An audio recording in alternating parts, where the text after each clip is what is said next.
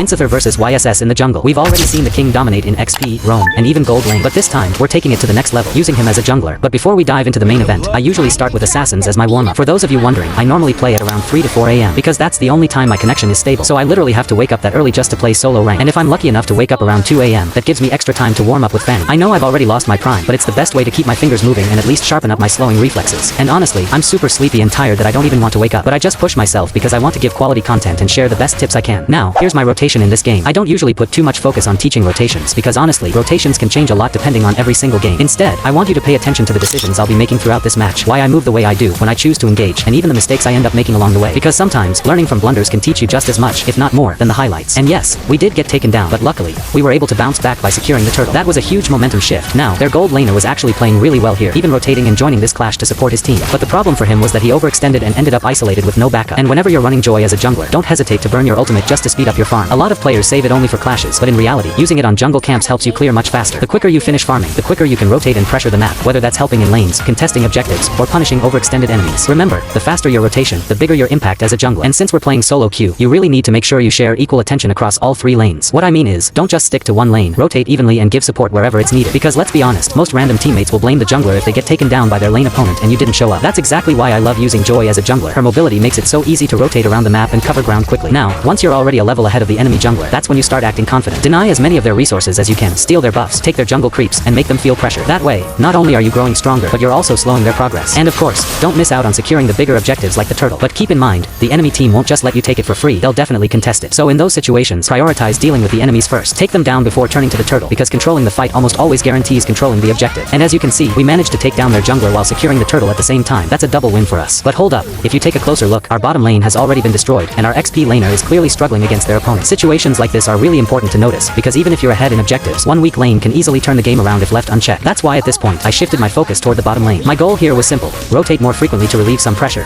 give our XP laner a chance to recover, and stop the enemy from snowballing off that early advantage. As a jungler, you're not just farming and taking objectives, you're also responsible for balancing the map, making sure no lane completely collapses. So that's exactly why I started prioritizing my rotations to the bottom side. At this point, I was already itching to take the Lord so that we could set up a much bigger push. But as I looked at the situation, I noticed my teammates were more focused on forcing clashes rather than prioritizing the main objectives. Now, that's not entirely bad, because to be fair, they did manage to take down some of the enemy's most valuable heroes during those fights. However, in situations like this, it's important to understand the bigger picture. If your goal is to win the game as efficiently as possible, then objectives should always come first. Taking down enemies is good, but securing the Lord gives you guaranteed map pressure and a clear win condition. That's why, whenever you have the chance, always guide your team toward prioritizing objectives over unnecessary fights. Now, I actually had a good chance to take down their gold laner, but I slipped up and missed my dash on their mage. Because of that small mistake, Moskov managed to escape, but nonetheless, we finally secured the Lord, and of course, we had to show dominance by stealing their purple buff once again. We don't want to give the enemy any chance to farm, level up, or get the items they need, so keeping the pressure on is absolutely key. And I got to commend Terizla since he has been the one giving us the most trouble this game. He's incredibly tanky, but at the same time, he dishes out massive damage, which makes him a real problem in team fights. Meanwhile, our Lord starts marching down the top side, drawing attention and creating pressure on their base. But their gold laner proves to be sharp. He manages to pick off our Granger right in the mid lane. Of course, we couldn't just let that slide, so we immediately punished him and took him out as well. Now as you can see, I'm already anticipating enemies to defend the Lord in the top lane, so I make sure to engage with my full stacks ready. And you know what I really liked about our opponents in this match? They weren't bragging. Because honestly,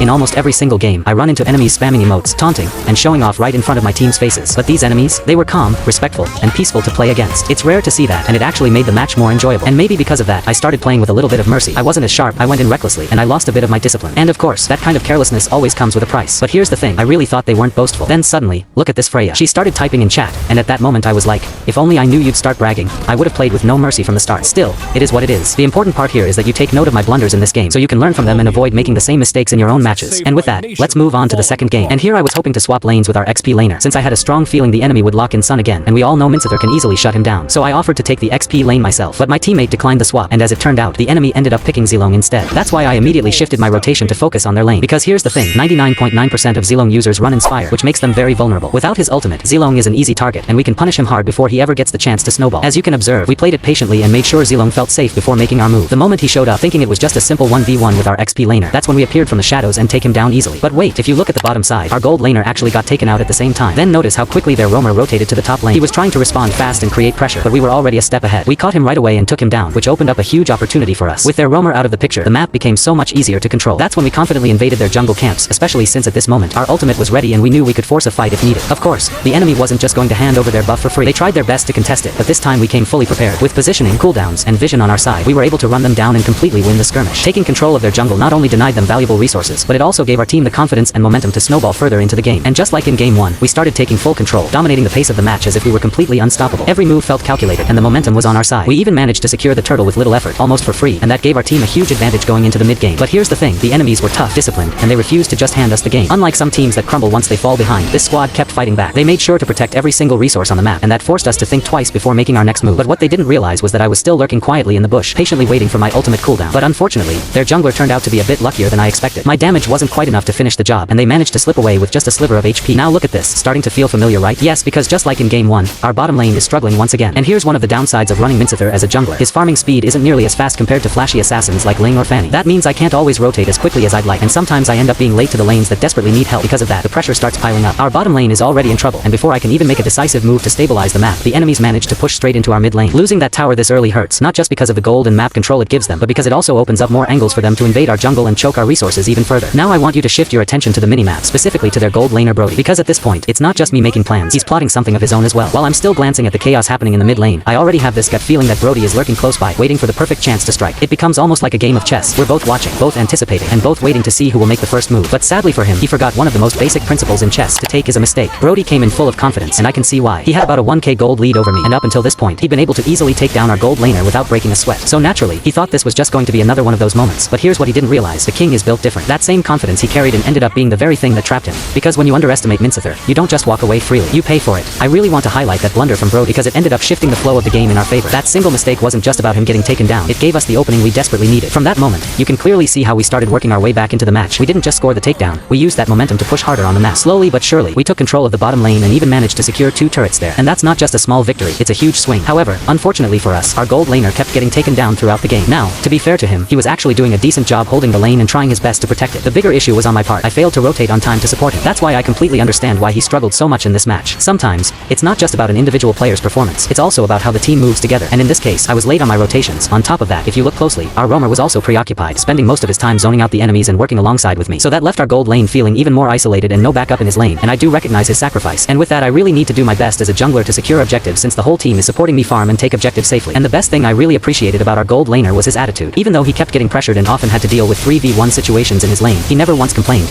never once spammed requests for help, and didn't throw blame at anyone. He just kept playing his role the best he could, and my respect really goes to players like this, because honestly, it's rare. In most solo ranked games, you'll usually encounter teammates who start pointing fingers or typing negative things in chat the moment they fall behind. But instead of doing that, he stayed calm, accepted the situation, and continued contributing in whatever way he could. That kind of mentality makes a huge difference, because it keeps the team's morale intact and allows us to focus on finding ways to get back in the game rather than wasting time arguing. Now, at this point, we're literally knocking on their base. But no, it's not time to celebrate just yet, because if you remember what happened back in game 1, we were already holding victory in our hands, but we let it slip away and the enemies managed to turn it around. So this time we have to stay disciplined, and to be completely honest, I don't deserve getting the MVP here, because the truth is my 4 teammates just played their roles very well to give me the space and protection in the jungle.